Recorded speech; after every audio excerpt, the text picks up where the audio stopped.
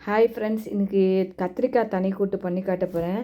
அதுக்கு ஒரு குக்கரில் வந்து 2 ஸ்பூன் கடலப்பருப்பு, பொடி பொடியாக நறுக்கின கத்திரிக்காவை ஒரு 2 விசில் விட்டு நல்லா வேக விட்டு வச்சுங்க. அதுக்கு உப்பையும் போட்டு மஞ்சள் பொடியும் போட்டு வேக விட்டு வச்சுங்க. தேவையான மஞ்சள் பொடி போட்டு இப்போ எப்படி பண்ணுவோன்னு உங்களுக்கு சொல்கிறேன்.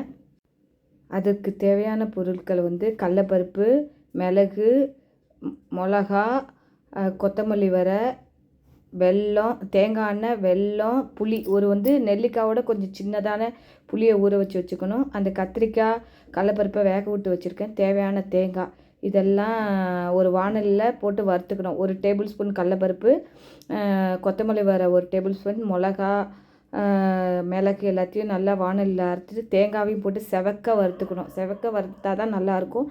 நல்லா செவக்க வருங்க. வறுத்து எடுத்து வச்சுட்டு, அதை தவிர இன்னும் கொஞ்சம் தேங்காவை தனியாக ஒரு வாணலியில் போட்டு நல்லா செவக்க வறுத்து அதை தனியாக வச்சுக்கணும். 2 பாகமாக. இப்போ வேக விட்டு வச்ச கத்திரிக்காய், கடலப்பருப்பை நல்லா தண்ணி கொஞ்சம் ஊற்றி, புளி கரைசலையும் ஊற்றி, வெல்லத்தையும் போட்டு அதில் நல்லா கொதிக்க விடுங்க.